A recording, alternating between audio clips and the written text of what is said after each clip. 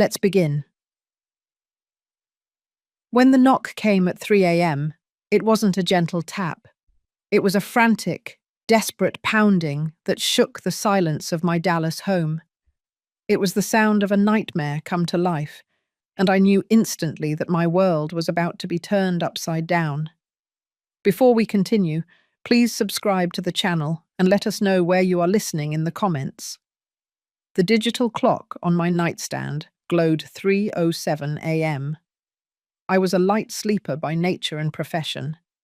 Decades as an investigative journalist had taught me that the truth often arrived in the dead of night, unwelcome and inconvenient. Still, this knock felt different. It was loud, chaotic, and laced with a terror that clawed at my chest. I got out of bed, a chill running through me that had nothing to do with the air conditioning. My hand instinctively went for the small canister of pepper spray I kept on my nightstand.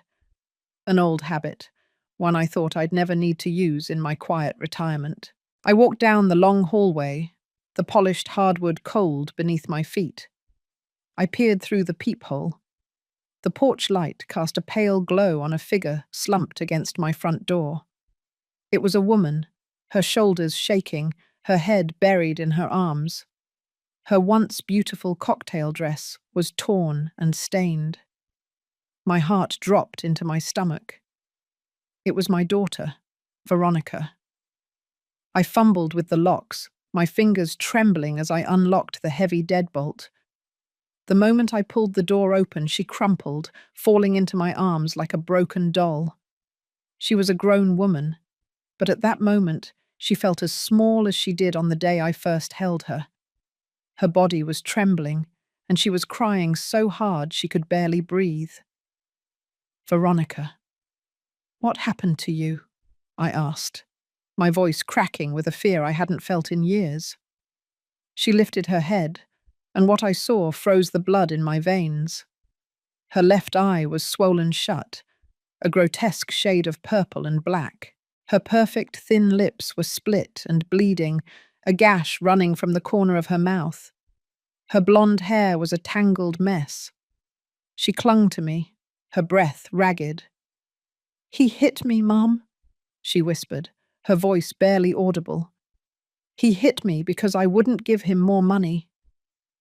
I helped her inside, my mind racing as I closed and locked the door behind us. I gently guided her to the living room sofa, covering her with a soft blanket. As a journalist, I had seen a lot of ugly things. I had witnessed the aftermath of violence, interviewed victims who were shadows of their former selves. But seeing my own daughter in this state, bruised and shattered, was an entirely different kind of horror. The sight of her bruised face was a raw, visceral shock, an assault on everything I believed about safety and love. Veronica had always been my bright, sparkling girl, full of life and laughter.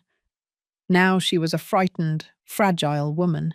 I went to the kitchen and came back with a warm, damp cloth and the first aid kit. "Stay still, honey. Let me clean you up," I said, trying to keep my voice steady. She winced as I dabbed at the blood on her lip, but she didn't complain. "Robert. He lost everything. He lost it all playing poker," she choked out, her voice filled with a desperate, painful honesty. "He wanted more. He wanted me to give him my savings, the money you gave me for the apartment. When I said no, he got angry. He said I was selfish and that I was a coward. He said he would take it all anyway. I was so scared, Mum. I had to run here." My hands began to shake as I looked at her. I had never liked David, her husband. He was charming, handsome, and always seemed to be living beyond his means. I had voiced my concerns to Veronica many times, but she was in love. Now, my worst fears had been confirmed. The man who had promised to love and protect my daughter had brutally beaten her. As a mother, my heart was breaking. But as a journalist, a cold, calculated rage began to simmer deep inside me. I was not just a grieving mother. I was Lillian Arriaga, And I knew how to find the truth, no matter how hidden. I knew how to document every detail, how to build a case, how to make the guilty pay. I took a deep breath, pushing the emotions aside. The first step was to get evidence. I walked to my office, my mind already building a checklist. I came back with my digital camera, the one I had used for decades to capture corruption and injustice. Veronica watched me, her bruised eyes wide with a mixture of confusion and fear. "Mum, what are you doing?" she whispered. "I'm documenting, honey," I replied, my voice firm. "I'm starting to build our case." I held the camera up, the flash illuminating her bruised eye, the split lip, and the frightened look in her eyes. This wasn't just my daughter's story. It was a crime story. And I, Lillian Arriaga, would make sure it was told. After documenting Veronica's initial injuries, the journalist in me settled down to the grim business of triage. I was the mother now, not the investigator. But the two roles were quickly blurring. I helped Veronica stand, supporting her weight as we moved toward the kitchen. She was stiff, her movements jerky and pained. "We need to get you to the ER, honey," I said, pulling my car keys from the hook. "I want a doctor to look at that eye and those ribs." "No, Mum, please," Veronica pleaded, clutching my arm. "No hospitals.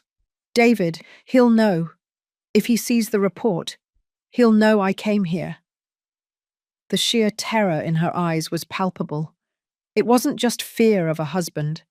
It was fear of an abuser who controlled every shadow of her life. "He won't know," I reassured her, though I understood her panic.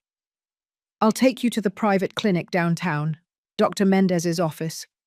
He owes me a few favors from that city council expose I ran in '88. He'll keep the visit off the main hospital grid." That seemed to calm her slightly. The mention of Dr. Mendez and the old case gave her a fragile sense of security. It was the language of the old life, the life where I was in control. We drove in silence through the empty pre-dawn streets of Dallas. The drive was agonizingly slow, every pothole making Veronica wince and clutch her side. At the clinic, Dr. Mendez, a tired but kind man, was waiting. He examined her carefully, his face growing grim as he catalogued the extent of the damage: a severe orbital hematoma, a deeply split lip requiring sutures, and several alarming contusions across her ribcage and abdomen. "She's lucky, Lillian," he muttered later, as he wrapped Veronica's ribs. "No fractures, but he hit her hard enough to cause serious internal bruising. This is abuse, plain and simple." While Dr. Mendez finished up, I stepped into the hallway to make two crucial calls. First, I called my longtime friend, Roger Adams. Roger had been my most reliable source and colleague for 20 years before he transitioned to running a private investigation firm. "Roger, it's Lillian. I need a favor. And I need it yesterday," I said, keeping my voice low and tight. I quickly laid out the details: Veronica's arrival, David's violence, and my deep suspicion that this was about more than just a gambling debt. "I need you to dig into David's finances. Everything," I instructed. "I need his bank statements, his gambling history, and any large asset transactions over the last 6 months. And Roger, I need you to find out who he's really in debt to. This feels too clean for just a typical loan shark." Roger, a man of few words but relentless action, simply replied, "Consider it done, Lillian. Keep your doors locked." My second call was to Ms. Sandra Williams, a sharp, no-nonsense financial and property law expert whom I had met during an investigation into white-collar crime. I explained the situation, emphasizing the financial aspect.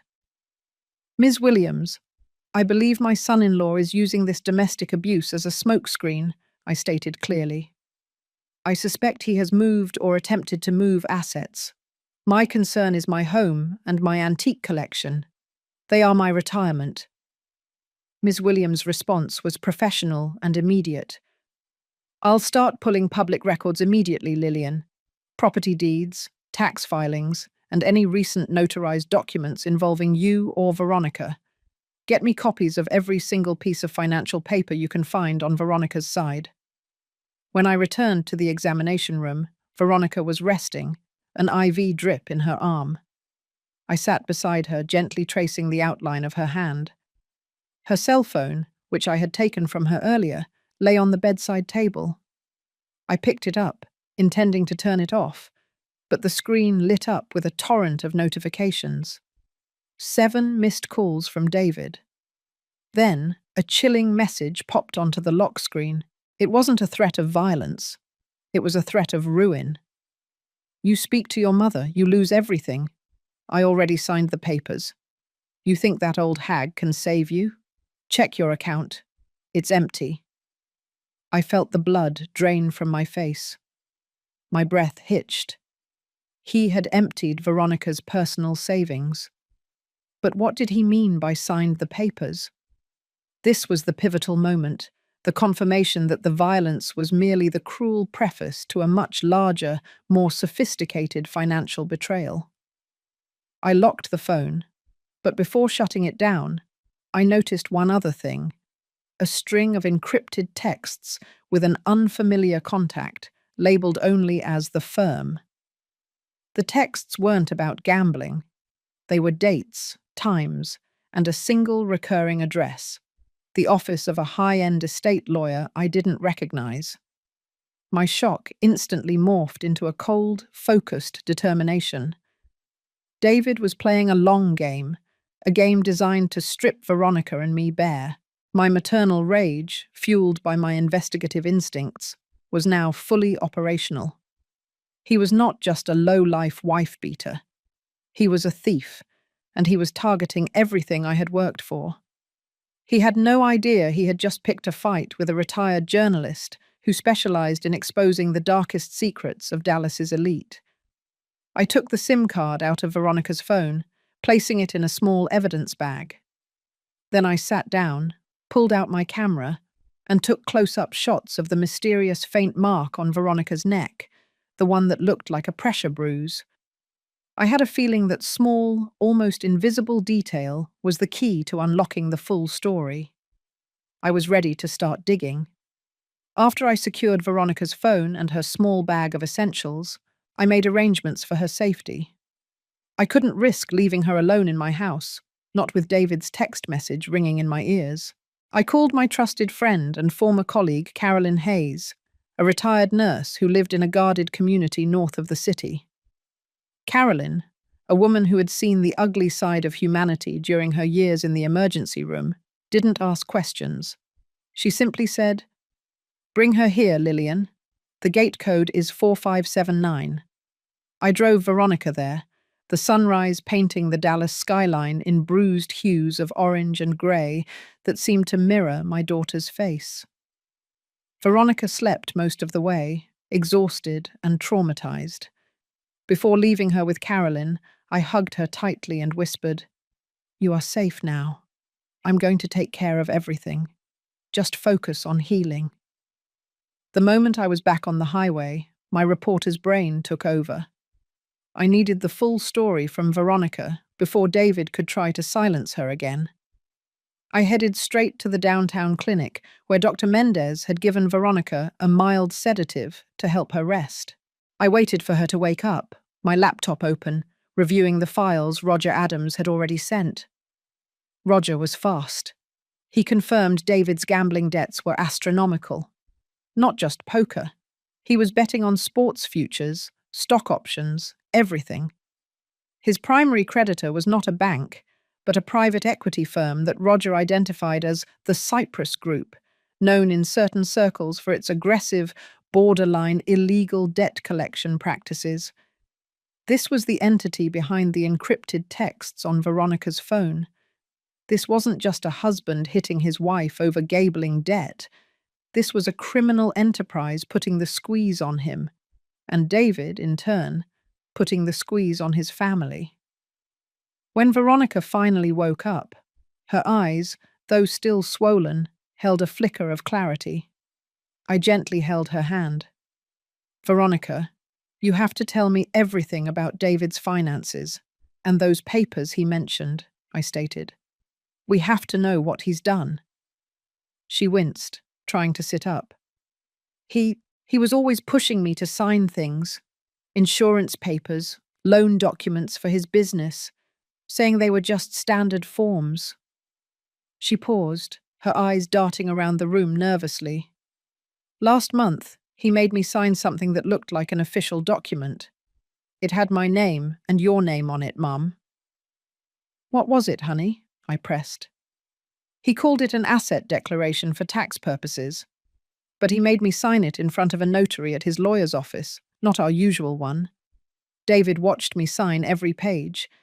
Then he forged your signature. I saw him do it right there, Mum. Her voice dropped to a terrified whisper. He even made me sign something else a week ago. He said it was just a liability release for his business, but I didn't read it.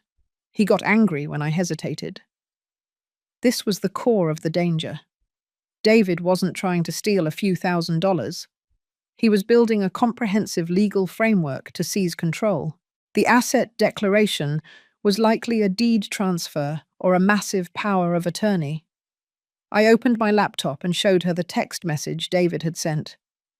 Check your account. It's empty. Veronica broke down, the sobs racking her body. He took it all. It was my mother's savings, the money she left for me. But the biggest shock came when I pressed her about the mark on her neck. I gently showed her the high-resolution photo I had taken. Veronica, what is this mark? I asked, pointing to the delicate bruise. She shuddered. That wasn't David. That was the other one. The other one? Who, honey? David's lawyer, Mr. Henry Thorne, she confessed, tears streaming down her face. He came to the house a week ago. David was out, and Mr. Thorne said he needed to finalize some papers. When I hesitated, he said I was being difficult. He pushed me against the wall and grabbed my neck. He said, "Sign these, or your mother loses everything." I told him David was desperate, but this is about the Cyprus group. My blood turned to ice. Not only was David a physical abuser and a thief, but his lawyer was directly involved in the physical intimidation of my daughter, confirming the conspiracy extended far beyond the family. This was beyond shocking. This was a criminal organization and operating under the guise of legal debt collection. David wasn't the mastermind. He was just a desperate puppet. "Where is that lawyer's office?" I demanded. Veronica, feeling a surge of protective strength, knowing I was now fully aware of the danger, gave me the address. It was in a high-rise downtown, an address that screamed exclusivity and power. The game was no longer confined to the suburbs. I was now dealing with the corrupt legal and financial elite of Dallas. The true battle was about to begin. I knew exactly where I had to go next. I would start with the lawyer. The morning after I left Veronica at Carolyn's, I started my investigation with the most pressing issue: the man who had laid hands on my daughter, the supposed lawyer, Henry Thorne. I dressed not as a worried mother, but as the sharp, formidable journalist I once was. I chose a tailored navy blazer, a pencil skirt, and the highest pair of heels I owned. In Dallas, money spoke, and I intended to speak its language. My first stop was the high-rise downtown where Thorne's office was located. It was a monolith of glass and steel, screaming power and untouchability. I bypassed the receptionist on the ground floor with the simple confidence of someone who belonged there, flashing an expired but still official-looking press badge to get to the elevators. I got off on the 48th floor, the office suite for Thorne and Associates. The waiting room was all cool marble and muted tones, designed to project quiet wealth. A young, polished receptionist greeted me. I need to see Mr. Thorne, I stated, placing a business card, my old card from the Dallas Chronicle, on her desk. It's about the Arriaga Mendez case, specifically the assets filed under the trust. The receptionist, clearly thrown off by the name and my demeanor, hesitated. Do you have an appointment, ma'am? No, I replied, leaning in slightly, my voice dropping to a conspiratorial whisper. But I have information about a misstep David Mendez made last night. I think Mr. Thorne would want to hear this before his 9 a.m. meeting with the Cyprus Group. The mention of the Cyprus Group, the name Roger had identified as the aggressive debt collectors, was the key. Her composure fractured. She immediately picked up the phone. A moment later, a door opened and a man I recognized from Veronica's description appeared. Henry Thorne. He was tall, mid-40s, with the cold, predatory eyes of a shark. He didn't look like a lawyer. He looked like muscle in a $2,000 suit. Lillian Arriaga, he said, his voice flat and warning. Come into my office. The office was predictably minimalist, overlooking the entire city. It was a power move, and I refused to be intimidated. I sat down without being invited, placing my old-fashioned leather briefcase on his desk. Cut the theatrics, Mr. Thorne, I began, my tone ice-cold. Let's talk about the property deed filed 2 weeks ago and the power of attorney you coerced from my daughter. Thorne's practiced calm faltered for the first time. I don't know what you're talking about. I represent Mr. Mendez in standard asset restructuring. Restructuring that involves forgery and physical assault, I countered, pulling out the first piece of paper, a blurred photocopy of the false deed. I have a detailed medical report documenting the bruises your client inflicted on my daughter, Veronica Mendez, at 1:00 a.m. 2 nights ago. He scoffed. Domestic disputes are messy. Your daughter is distraught. It's a he said, she said situation. I leaned forward, my hands flat on his mahogany desk, forcing him to meet my gaze. It stops being he said, she said when I produce the high-resolution photo of the bruise on my daughter's neck. The bruise, Mr. Thorne, that was left by your hand a week ago when you forced her to sign a document at gunpoint. Thorne went pale.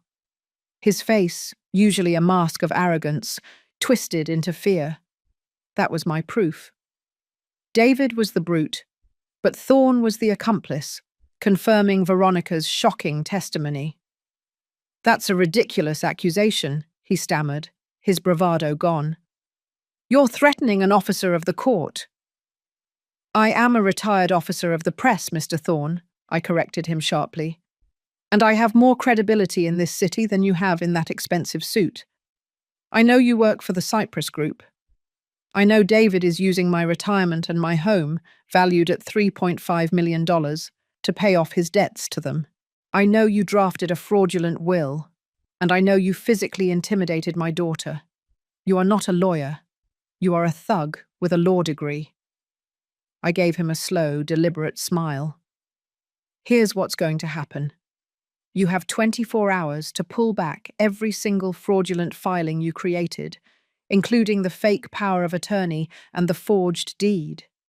If you fail to do so, I will deliver this evidence, including the photo of my daughter's neck and my full report on the Cyprus Group's illegal debt collection tactics, to the district attorney's office and simultaneously publish it on the front page of the Dallas Chronicle and the Fort Worth Star-Telegram.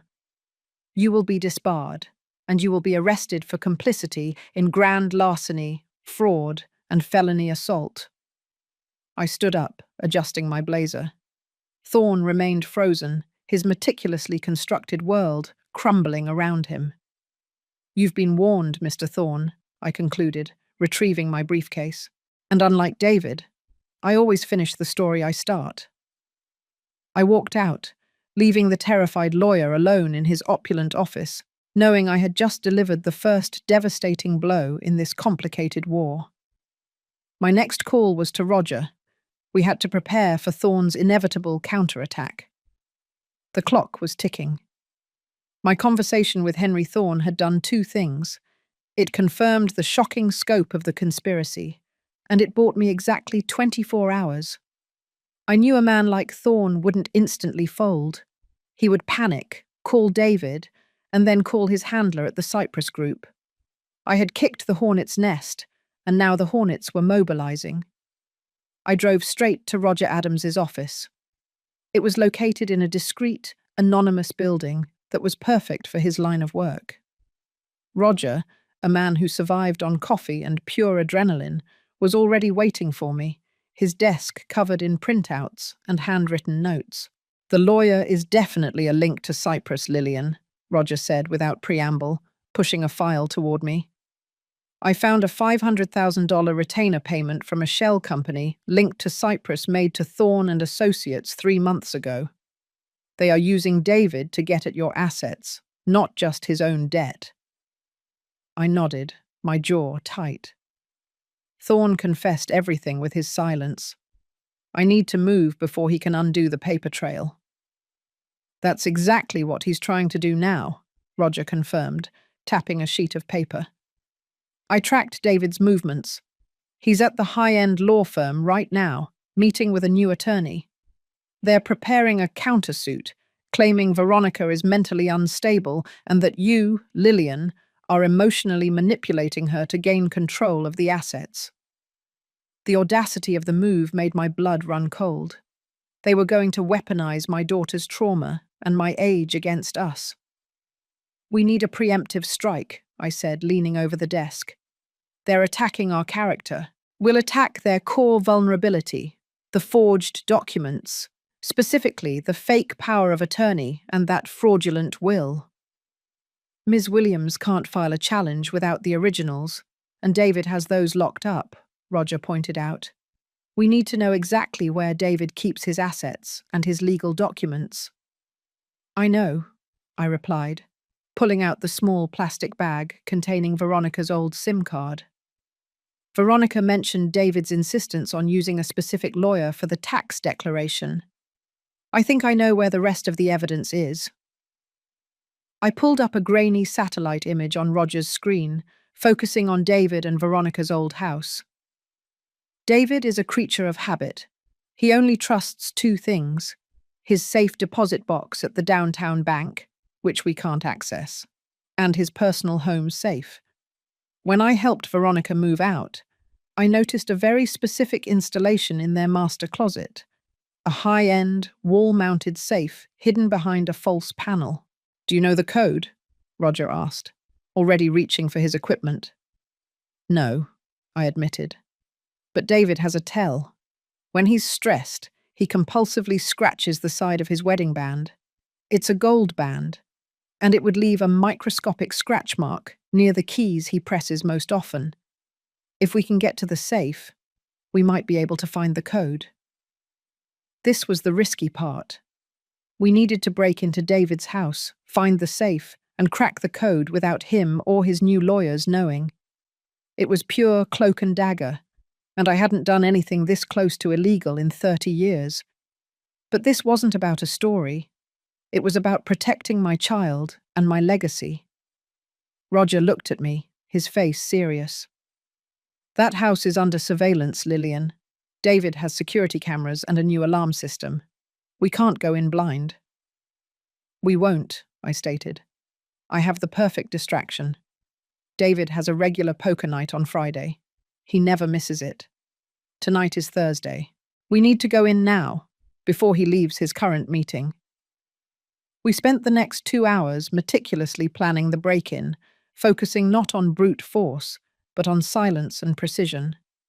Roger would handle the alarm system bypass, and I would handle the reconnaissance and, most importantly, the safe itself.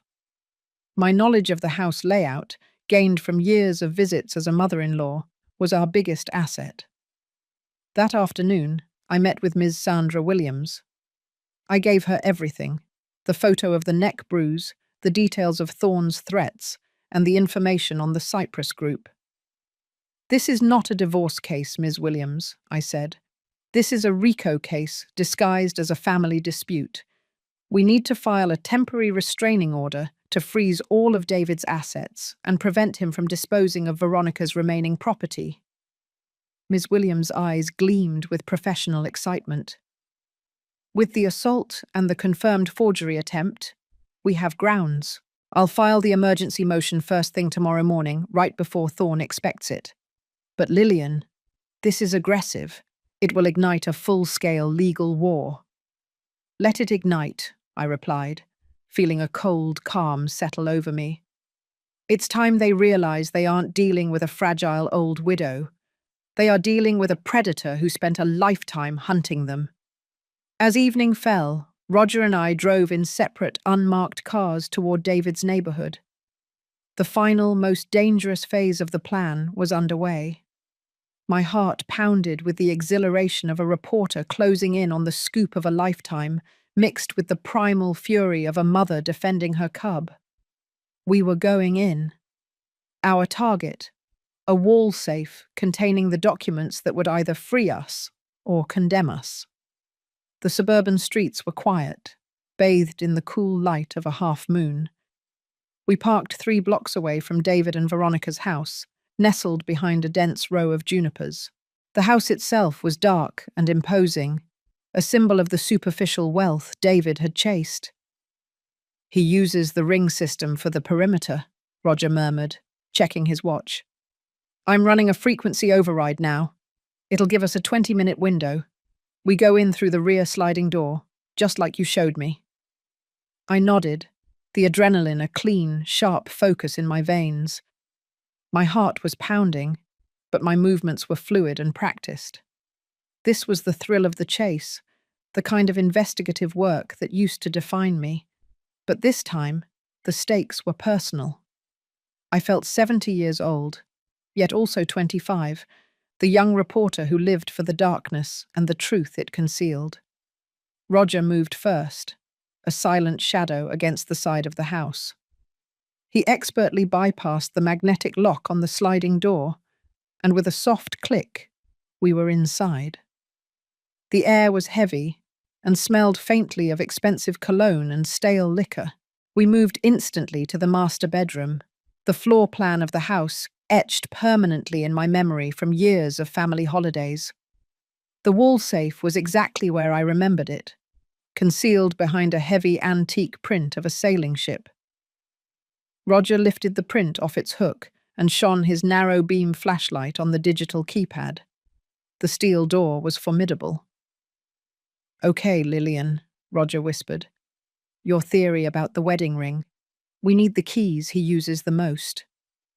I leaned in, examining the keypad with a jeweler's loupe I had brought along. The numbers 1, 3, 5, and 8 had microscopic wear marks. The gold dust from David's wedding band had left faint, almost imperceptible scratches around the edges of those buttons, confirming my hypothesis. David was compulsively nervous, a fact I had always dismissed as vanity. Now, it was our key. "It's 1358, I breathed. "Try those digits in a birth year sequence. David is obsessed with his college graduation year. 1998. Roger typed the 8-digit code. 1998135 A tense moment of silence stretched between us. The safe remained locked.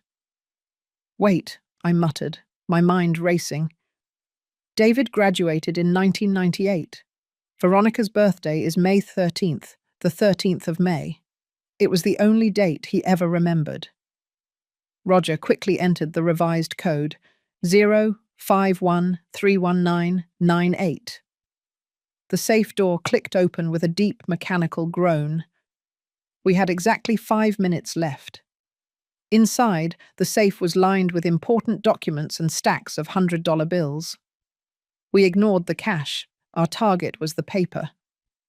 I quickly pulled out a sheaf of legal documents, photographing each one with a camera designed for low light, using the metadata to record the exact time and location.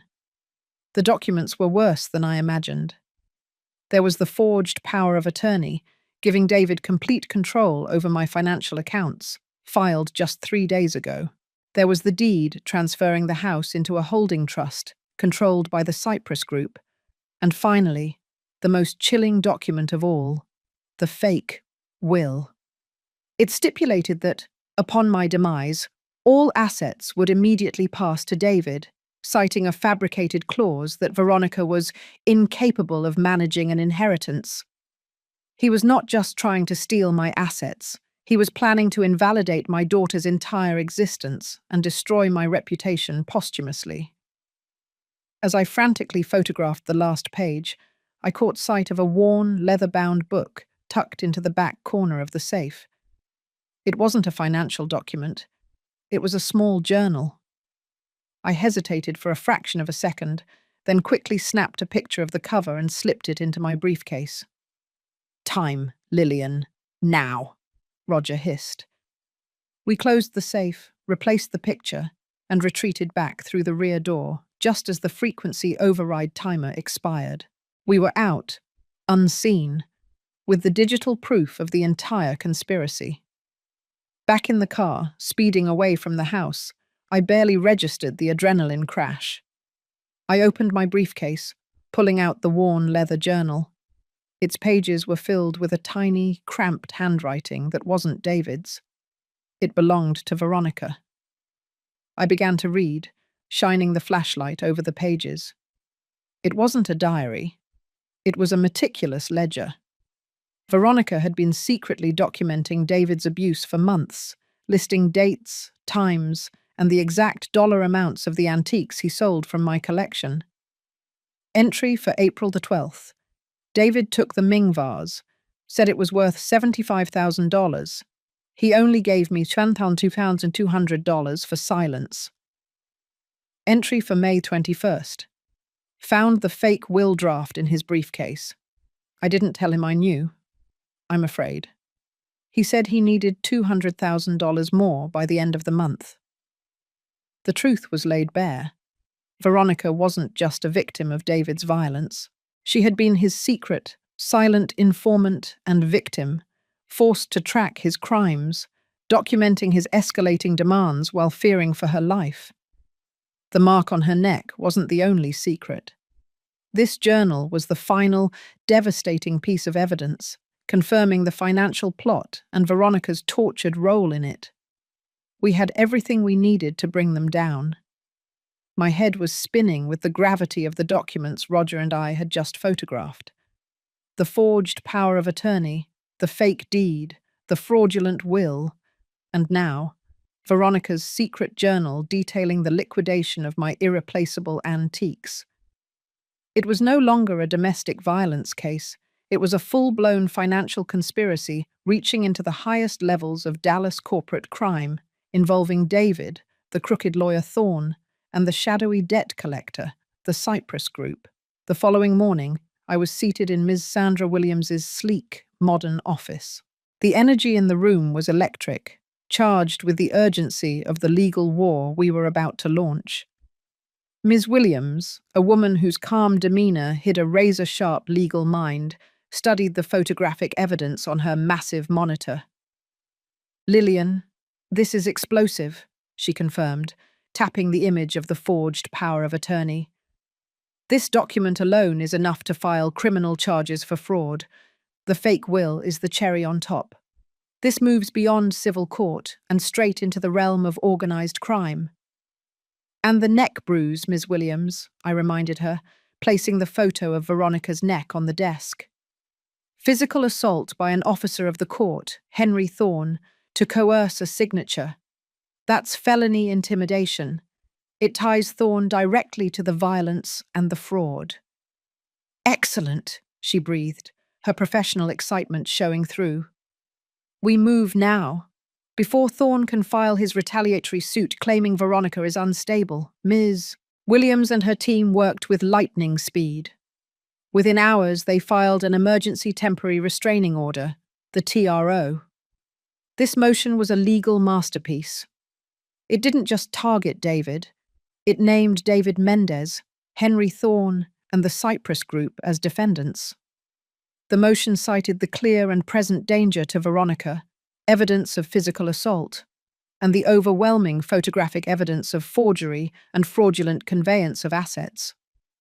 The core of the TRO was the immediate freeze of all assets linked to David and any trust he controlled, including the holding company he was using to manage the stolen portion of my antique collection. We moved to freeze my bank accounts too, effectively stopping David from accessing or selling anything else. The motion was served mid-afternoon. We knew the moment David and Thorne received those papers, the entire network would erupt. Just as we predicted, the counterattack was swift and vicious. Ms. Williams's phone rang barely an hour after the TRO was filed. It was a lawyer representing David, a ferocious litigator named Mr. Grant. "This is insane, Sandra," Grant bellowed over the speakerphone, his voice tight with aggression.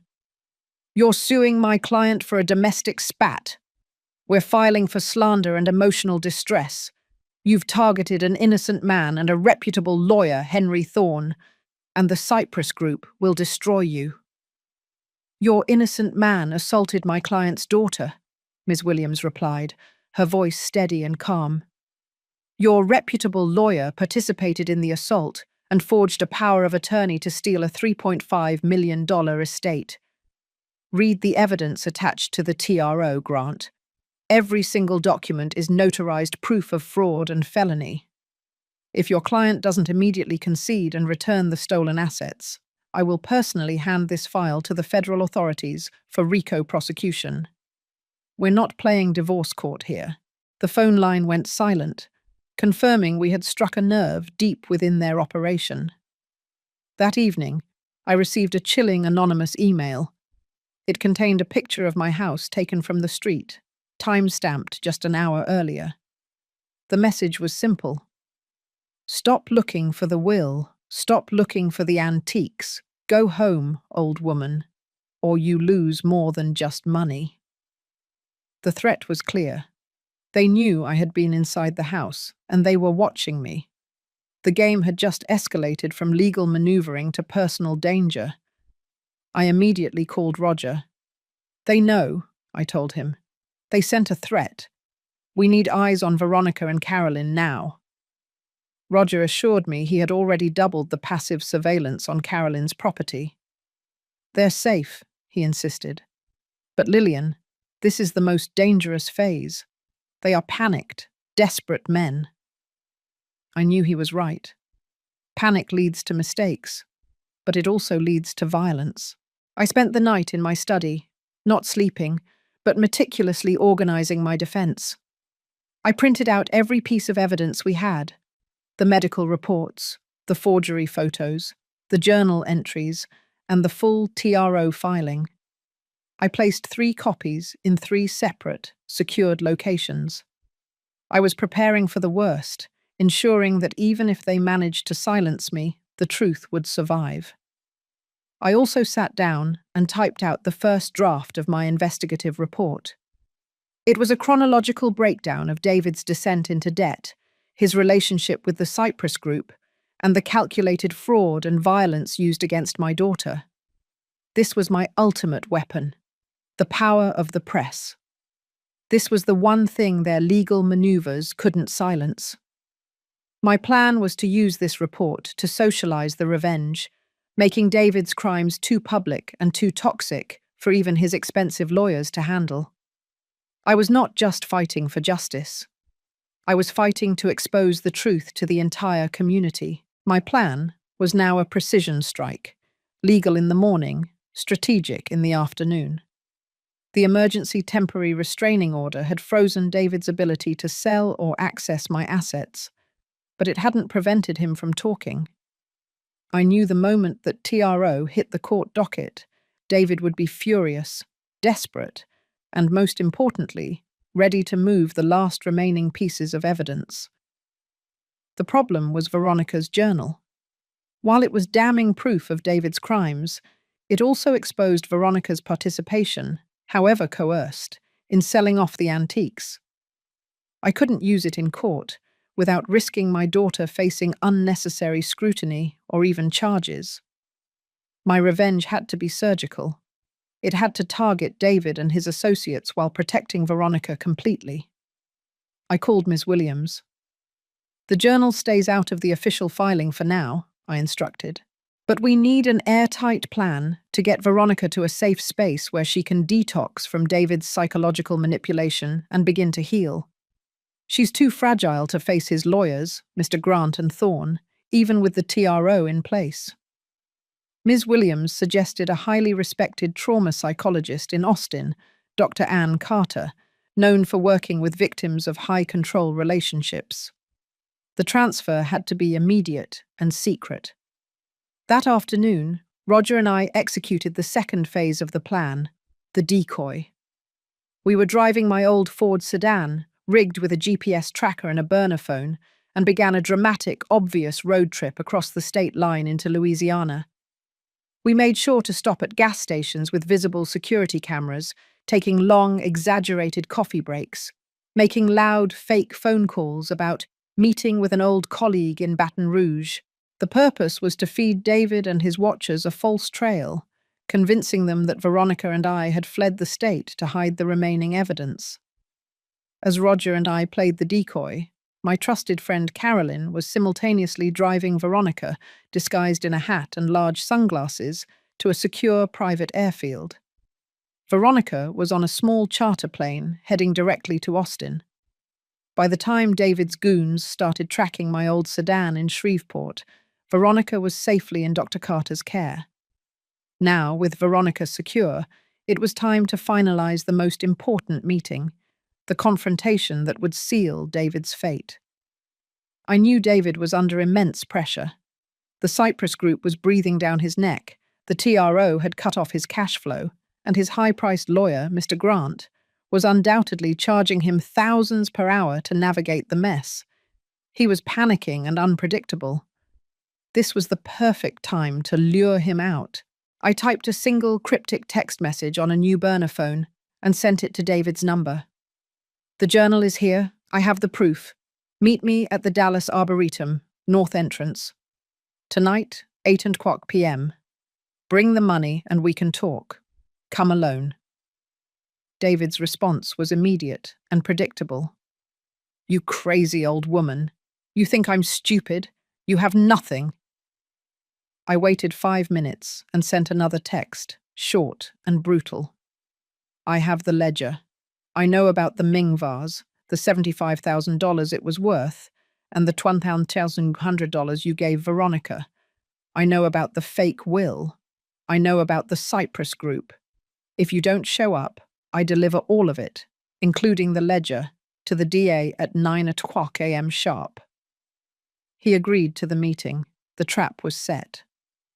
I drove back to Dallas and met with Roger and Ms. Williams one last time at the Arboretum's visitor center, which was closed for the evening. "David is meeting me in 1 hour," I stated, pulling the car keys out of my pocket. "Ms. Williams, you have a certified check from my account, pre-signed. Roger, you have the microphone and the camera." My plan for the confrontation was simple but brutal. I wasn't going there to fight. I was going there to conduct one final, definitive interview. "I will lead him to the gazebo overlooking the lake," I explained. "The mic will be discreetly taped to my lapel. My objective is to get him to confess to 3 things: that he forged my signature, that he knew about the fraudulent will, and most importantly, that Thorne laid hands on Veronica at his behest." "Lillian, this is incredibly dangerous," Roger warned, his face etched with worry. "He's volatile. He might have brought backup." "That's why you won't be in the bushes," I said, handing Roger a large, nondescript camera bag. "You will be in a car parked 200 yards away, with a powerful telephoto lens, filming the entire encounter.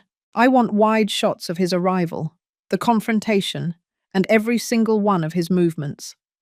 And Ms. Williams, you will be on standby. If I send you the code word gardens, you immediately call the police." I looked at both of them, my voice firm and uncompromising. "I am 70 years old. David sees me as a weak, frail widow. I will use that perception to my advantage. He will walk in there expecting to intimidate me into handing over a notebook. He will not expect to be interrogated by the last remaining investigative journalist in this city. He will confess. The time for lawyering is over. Now is the time for truth. With that, I drove my car to the north entrance of the Dallas Arboretum, ready for the final, highest-stakes conversation of my life. The night was dark, but my purpose was clear. I was going to sacrifice the notebook to expose the entire conspiracy. The north entrance of the Dallas Arboretum was eerily beautiful at night. The air was cool and heavy, with the scent of damp earth and late-blooming roses. I parked my car under the heavy shadow of an oak tree and walked toward the designated meeting spot, a small, classic white gazebo on a slight rise overlooking the darkest part of the lake. I was wearing a wire taped securely to my bra strap and carrying a small briefcase containing only the pre-signed check, a decoy. I stood there, waiting. I wasn't scared, not exactly. The fear had long ago been replaced by a burning, focused anger. I was 70 years old, facing a man who thought he could steal my life, my money, and my daughter's sanity. My maternal instinct was fused with my journalistic drive for truth. Punctually at 8 p.m., headlights swept the access road. David's black, oversized SUV pulled up roughly 50 yards away. He emerged from the car alone, thankfully, but his posture was tense, aggressive. He was wearing a dark jacket, not a suit, suggesting he was ready for a confrontation, not a negotiation. He strode toward me, his face a mask of furious self-pity. "You really think you can play these games, Lillian?" he hissed, stopping a few feet away from the gazebo, keeping his distance. "You think that pathetic restraining order means anything? You're a delusional old woman. Where is the journal?" I didn't flinch. I let him rage for a moment, letting the microphone capture the sheer hostility in his voice. "You're late, David," I replied, my voice calm, almost clinical. "And you came empty-handed. I asked you to bring the money." "There is no money! You froze everything, you witch!" he shouted, taking a threatening step closer. "You're going to hand me that journal right now, or I swear to God you'll regret ever interfering." I opened my briefcase slowly, pulling out the certified check. It was clearly marked for $2 million, the approximate remaining value of my antique collection. "I have the money here," I said, holding the check between two fingers. $2 million. I'll sign it over to you, but I want 3 things in return. 1. The deed to my house is legally reversed. 2. You permanently relinquish all claims on Veronica's savings. And 3. You confess everything on this recording. David stared at the check, the sight of the money momentarily overriding his rage. Greed flickered in his eyes. "Confess what?" he scoffed, attempting a sneer. "Let's start with the will," I prompted, my voice low and steady, guiding the interview. "That fake will. You know it names you as the sole beneficiary, claiming Veronica is incompetent. You forged my signature on that, didn't you, David?" He hesitated, shifting his weight. He knew the risk, but the proximity of the money was a powerful draw. "It was a contingency plan," he mumbled, glancing around the dark park. "We had to do it. The Cypress Group was closing in. They told me I had to secure collateral." "And that collateral was my house," I clarified. "You forged the deed and the power of attorney. You stole my house to pay off the Cypress Group, didn't you?" "Yes, fine, yes!" he exploded, throwing his hands up in frustration. "You don't understand the pressure. They would have killed me." He paused, then his voice dropped to a conspiratorial whisper, leaning in slightly. "But Thorne handled the paperwork. He fixed the signatures. He guaranteed it was foolproof." I had the forgery confession. Now for the violence. And what about Veronica? I asked, my voice suddenly thick with maternal emotion, a crucial shift in tone, to pull him into a deeper confession. She came to my house bruised and beaten. You put her there, didn't you? David visibly stiffened. She deserved it. She was hysterical. She was trying to ruin the plan. She refused to sign the final papers. The final papers that Henry Thorne brought to the house a week ago, I continued, pressing the most important detail. The papers that Veronica was afraid to sign, until Thorne grabbed her by the throat, forcing her hand. You knew he assaulted her to coerce her signature, didn't you, David? David stepped back, his face contorted in a mixture of guilt and panic. I wasn't there, but I told Thorne to do whatever it took to get them signed. It was necessary. Everything was going to fall apart if she didn't cooperate. It was his job. That was it. I had the full confession, the forgery, the larceny, the conspiracy with Thorne, and the direct link to the physical assault on my daughter. The wire had captured it all. I looked at the check in my hand, then tore it slowly in half, letting the two pieces drift to the ground. David stared at the shredded check in horror. What are you doing, you crazy old fool? That was $2 million. I finally rose to my full height, facing him with the cold authority of a retired reporter who had just finished her story. It was a decoy, David, I stated, my voice echoing slightly in the empty gazebo. The journal you're looking for is with my lawyer. The audio of your confession is already with a police dispatcher. You didn't come here to negotiate a deal. You came here to give me your final, unedited interview. You did what? David yelled, lunging forward, his eyes wild with pure animal rage. At that exact moment, two sets of headlights flashed, illuminating the gazebo. Two unmarked police cars, positioned by Ms. Williams after my signal, boxed David's SUV in. Uniformed officers spilled out, their presence undeniable. David Mendez, you are under arrest, one of the officers announced. David looked back at me, his confession hanging heavy in the cool night air. His betrayal was complete, and my vengeance was now in the hands of the law. The arrest of David Mendez at the Arboretum was the climax of the first half of my war, but the fallout was just beginning. I spent the next 24 hours in constant communication with Ms. Williams and Roger, finalizing the legal and strategic moves. Ms. Williams immediately moved to secure an indictment against David on multiple felony counts: grand larceny, fraud, forgery, and conspiracy to commit aggravated assault, based on his confession and the evidence against Henry Thorne. The audio recording from the wire was the golden key. It was irrefutable, his voice sealing his own fate. The hardest task was extracting Henry Thorne, the crooked lawyer, from the clutches of the Cyprus Group. Thorne was a valuable asset to them, a shield of legality. Ms. Williams filed a separate civil suit against Thorne and his associates, specifically citing the assault on Veronica, attaching the sworn affidavit from Dr. Mendez regarding the bruises and the photographic evidence of the choke mark. When the judge reviewed the evidence, the physical violence linked to the fraudulent legal transaction, he ordered Thorne to be detained for questioning and his professional assets frozen.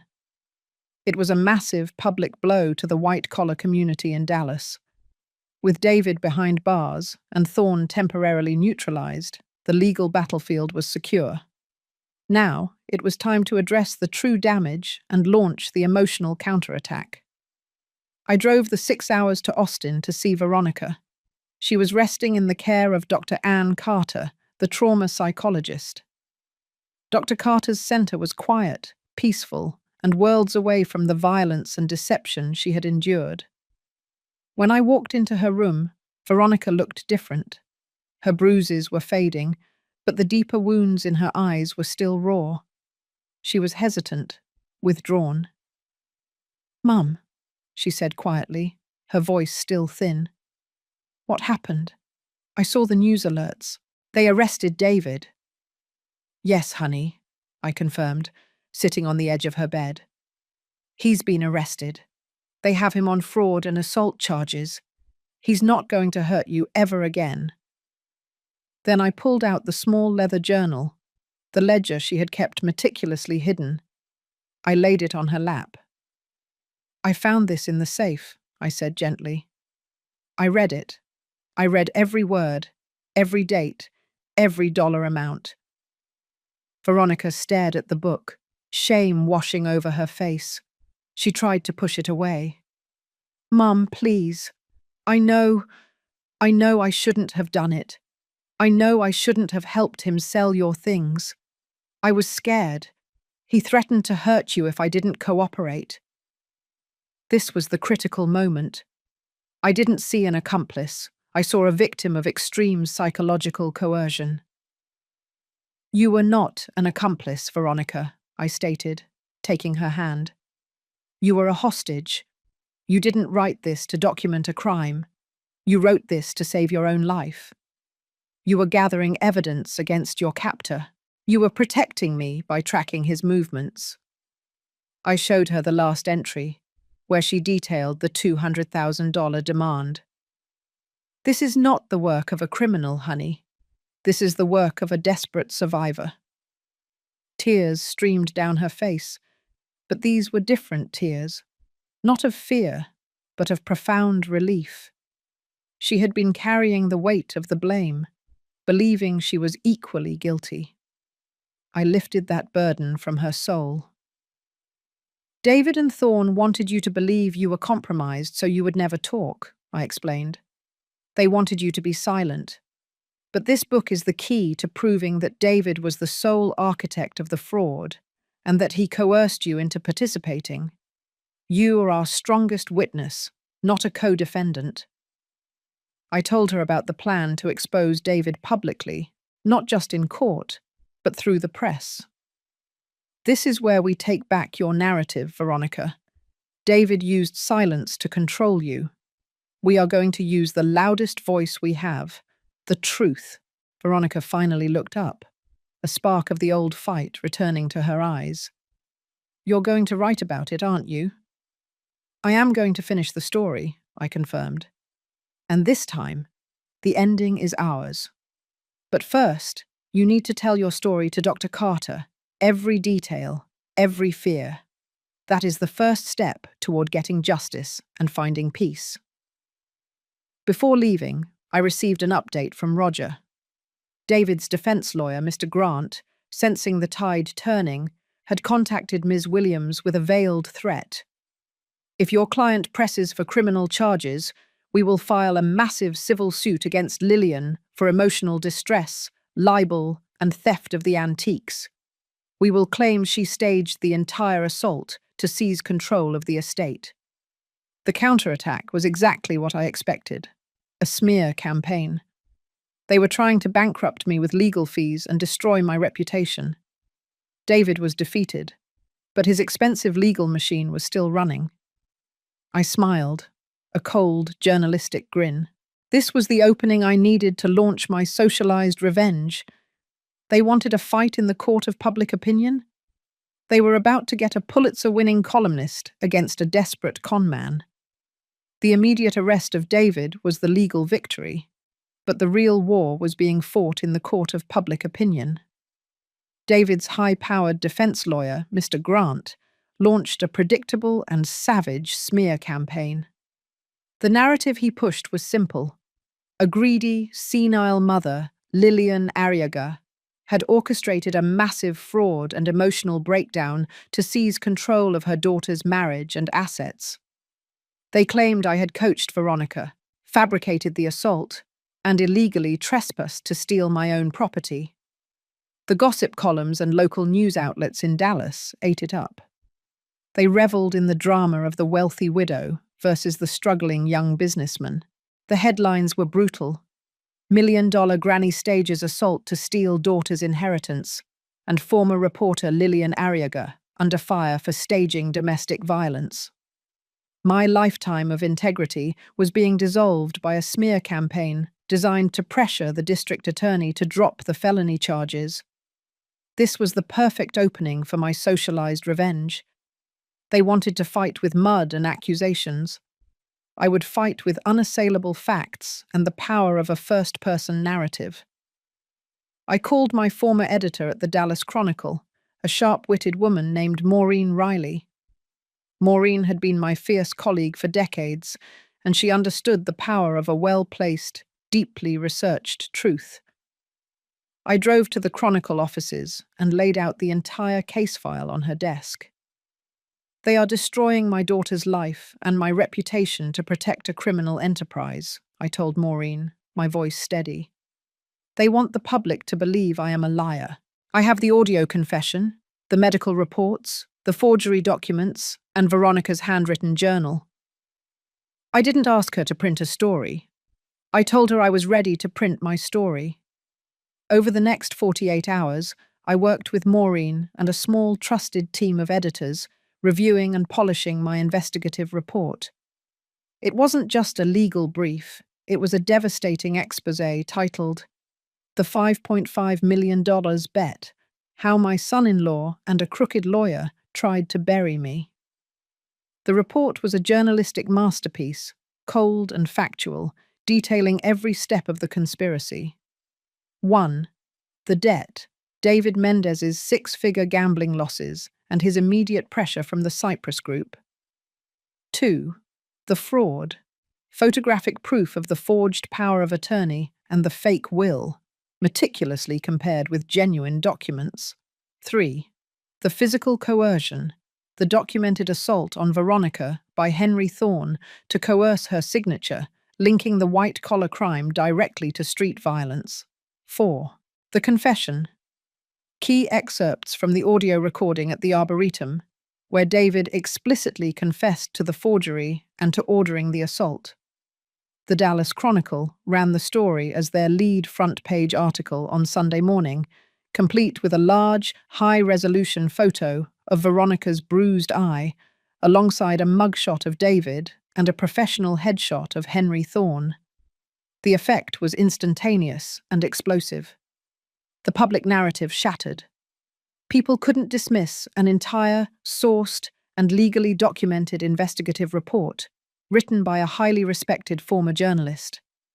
The detailed listing of the stolen items and their true market values, my priceless antique clock worth $800,000, the forged deed on the $3.5 million home, sent a shockwave through the wealthy neighborhoods David and Thorne had operated in.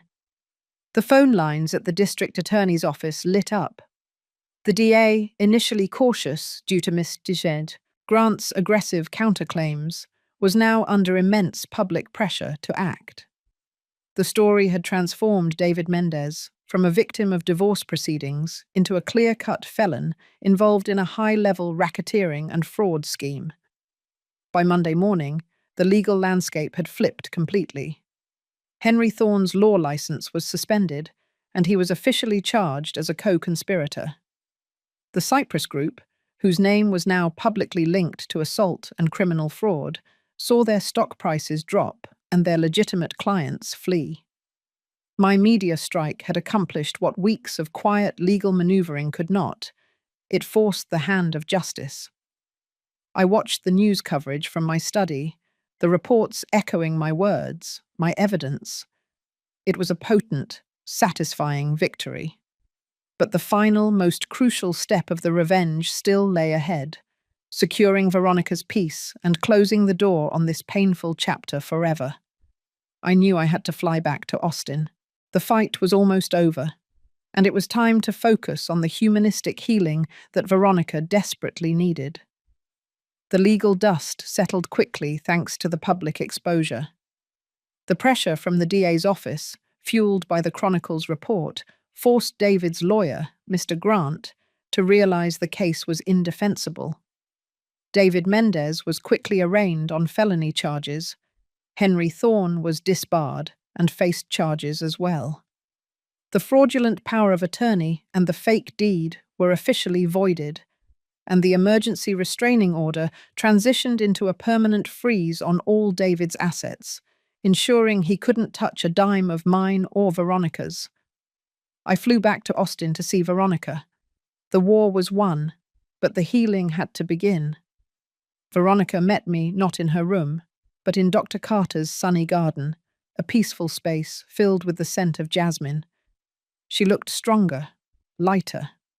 The physical bruises were gone, replaced by a clarity in her eyes I hadn't seen in years. "David called," she told me, her voice surprisingly steady. "He called from jail. He said I was a traitor. He said he was going to ruin my life when he got out." I sat beside her on the stone bench. "And what did you tell him, honey?"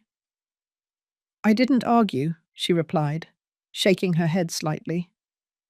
"I told him that he had already ruined my life, but I was the one who was rebuilding it. I told him that I testified to the grand jury and that I was finally free. Then I hung up. It was a small act, but it was a monumental victory. The psychological break was complete. She wasn't seeking his approval or fearing his retaliation. She was simply stating her truth. We spent the afternoon talking, not about the money or the legal battle, but about her future. She was still struggling with the shame of having helped him sell my antiques, even under coercion. "I need to fix this, Mum," she insisted, her eyes sincere. "The money for the clock and the vase, I want to use the settlement from David's sale of those items, the money they recover, and put it towards something that actually helps people." I looked at my daughter, seeing the journalist in her for the first time, the desire to turn pain into purpose. "We will," I agreed. "We will set up the Arriaga Family Foundation. We'll focus on legal aid and psychological counseling for victims of financial abuse and domestic violence." The final legal chapter closed quietly a month later. David and Thorne, facing decades in prison, pleaded guilty to lesser charges of grand larceny and fraud in exchange for reduced sentences and agreeing to full restitution. Justice was served, not with vengeance but with consequences. The true resolution, however, was in the relationship between Veronica and me. We decided that the house, the physical symbol of the trauma and the theft, needed to go. It carried too many shadows. We sold the house for its fair market value and divided the proceeds. With the settlement money, we didn't just rebuild our bank accounts, we rebuilt our connection. We took a trip, just the two of us, to the coast of Maine, a place we hadn't visited since my husband died.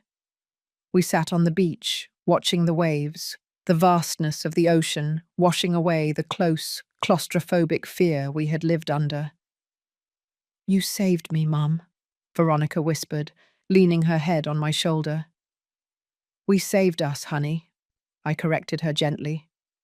The real revenge wasn't seeing David in handcuffs. The real revenge was watching you realize that your voice is stronger than his violence, and your future is brighter than his prison cell. My story, the one that started with a frantic knock at 3 a.m., became more than just a newspaper article. It became the foundation of the Arriaga Family Foundation, a non-profit dedicated to turning private pain into public protection. I may have retired from chasing corruption for the Chronicle, but my investigative work had found its most important subject yet: the strength of a mother's love and the unbreakable will to choose justice over despair. We lost a son-in-law and some antiques, but we gained back our lives, whole and healed. The darkness is always real, but so is the light you carry. If you've been through a fight like this, know that healing isn't just about escaping the abuser.